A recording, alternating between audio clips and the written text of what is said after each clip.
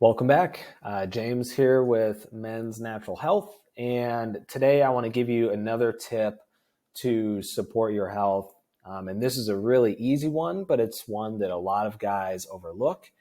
And that is hydration. And I'm going to give you some tips for how to stay hydrated throughout the day. That's going to make this so much easier for you. But first, I want to talk about the benefits of staying hydrated. So, like you know, your body is made up of mostly water. And so because your body is made up mostly water, it just makes sense that it runs more optimally as you stay hydrated. Okay. Now you don't need to overdo it, but when you start to feel dehydrated, um, it's not like all of a sudden you're dehydrated. It is you've been dehydrated for a while and now your body is telling you that you've been dehydrated. So it means that you may have been going for hours with your body not functioning optimally. And it's not functioning optimally, not just with your hormones like testosterone, but also with your things like your mental clarity and brain function, your blood pressure, your heart health. And again, I say all of these things, not as like a medical professional or anything like that, just a guy who is passionate about health, who's done a little bit of, who's reviewed some studies online, things like that. And I've worked in kind of the men's health field for about half a decade now. So I want to pass off some of the information that I have to you because I think it's helpful. And I found it helpful in my own life. So back to hydration. When you are hydrated, it helps everything in your body to just function a lot more smoothly. So that means your hormones, they travel through your body more efficiently. And that's important because your hormones, as they travel through your body, they attach to certain receptors. And after they attach to those receptors, they can kind of get into your DNA and start, doing what those hormones do. So, for testosterone, for example, which is one of our top, topics here with men's health, those testosterone molecules, they travel through your body, they attach to these testosterone receptors, and that's where they can enter your DNA and they can start helping you build muscle, burn fat, and all of those other great things that you associate with testosterone. So, but it's important to be hydrated to kind of keep it moving through your body optimally. Same with blood flow.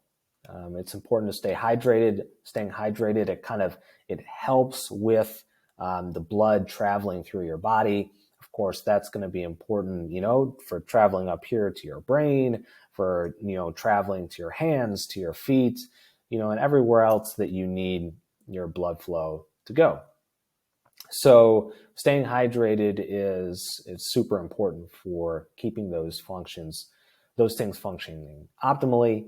Of course, when you work out, or maybe you have a job where you're in the sun for a long time, you do a lot of sweating, it's important to stay hydrated for your health, right? We know that dehydration it can get to a point where, if you're dehydrated for a long time, it's actually very, can have some scary consequences for your health. So it's super important to work on hydration and to prioritize it. So what are some ways that are, you can support hydration? Okay. Of course, just naturally, just having maybe a mason jar or, a big kind of, glass bottle, preferably, where you keep refilling your water throughout the day. And then you keep it within arm's reach in your desk. When you do that, you'll find that you naturally grab the water and drink the water. And I think what happens there is, and I'm not positive about this, but I think, when you start drinking water naturally and it kind of It doesn't feel like you're having to force yourself to do it. That's actually your body kind of naturally gravitating towards what it needs. All right. So when you start subconsciously, grabbing your bottle of water and drinking from it and setting it down, and then, you look up, an hour later and it's like, oh, I need to refill this thing. Well, your body was just kind of naturally grabbing what it needed. So just having water accessible right next to you is super important. You don't want to leave it at the counter. You don't want to leave it in the kitchen. You want to keep it with you, and that's going to make it accessible, easy to drink.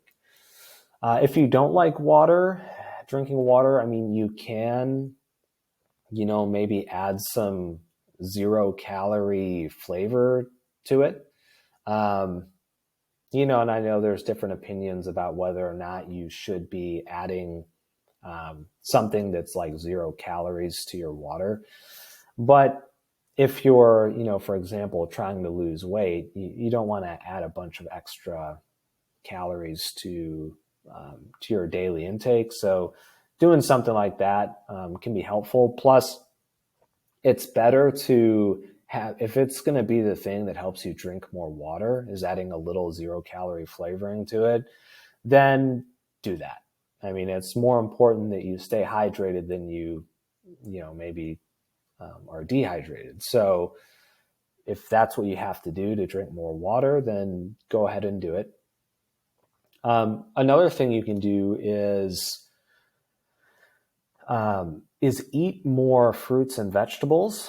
So fruits and vegetables, they naturally have water content in them. So you can eat, for example, if you eat like a cucumber, cucumbers have a lot of water. Watermelon obviously has a lot of water.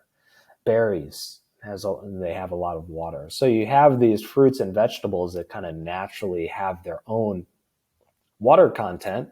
So when you consume them, you're hydrating your body, even, while you're eating. So that's always something great you can do. Even that counts too for frozen fruits. If you've ever noticed that when you make like a shake, a smoothie or something like that at home, a health smoothie, you put berries in there, you put maybe a handful of spinach and some other greens in there, and you go to mix it up, you add ice or you add a little bit of water and you go to blend it.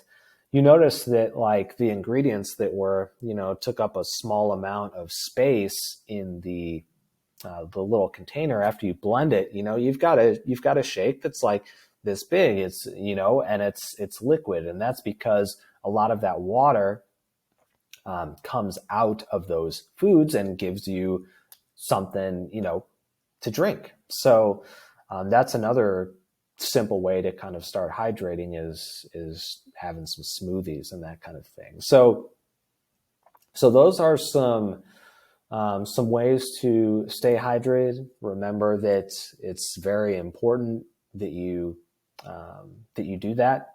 And of course, the one time you want to kind of taper it back, the time of day you want to taper back, your water intake is towards the evening.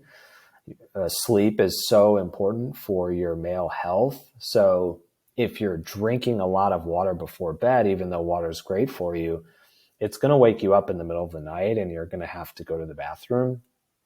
And if that happens, it's disrupting sleep cycles where your body is trying to repair itself, is trying to produce more testosterone, and things like that. So, try to start. I would suggest if you drink a good amount of water throughout the day, you should probably start tapering back around 6 p.m., depending on what time you go to bed. So, start tapering it back about 4 hours before you go to bed. And this will help prevent kind of those, extra nightly trips, having to go to the bathroom, whether that's one or two or whatever. So keep that in mind. Keep all those tips in mind when you think about staying hydrated.